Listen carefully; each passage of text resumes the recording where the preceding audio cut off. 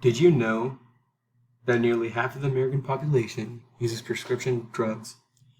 More on, Americans pay on average nearly 4 times more for drugs than other countries. In some cases, 67 times more for the same drug.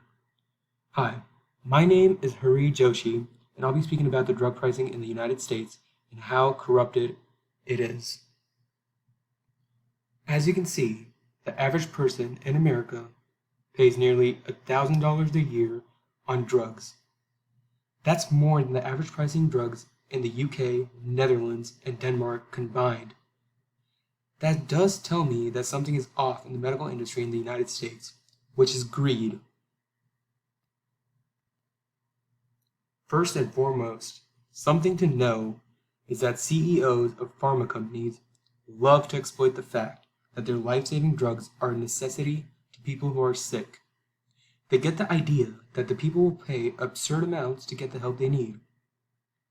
For example, Martin Shkreli, the ex-CEO of the company that makes Daraprim, hiked the prices of it from $13.50 to almost about $750.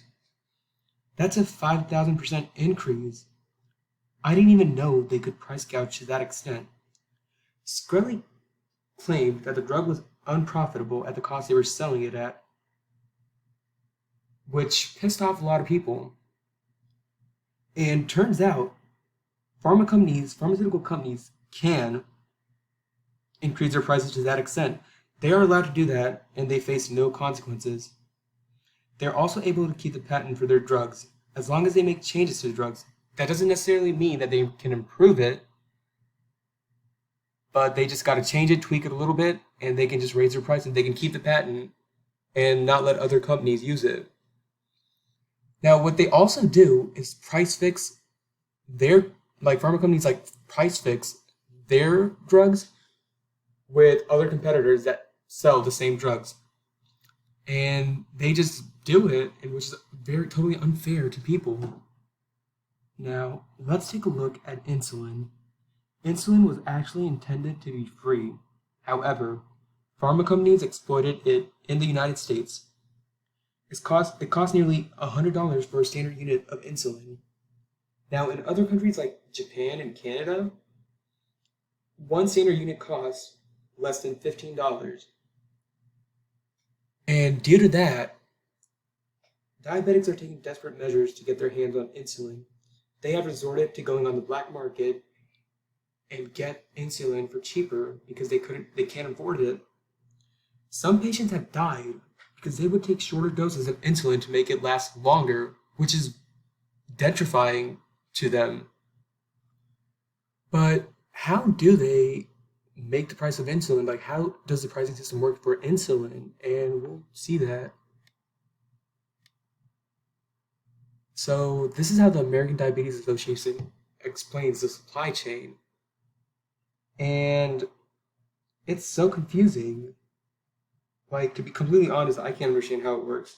It looks like the subway system in New York. Like, you live at Queens, you want to go to Staten Island, but you somehow end up in Manhattan.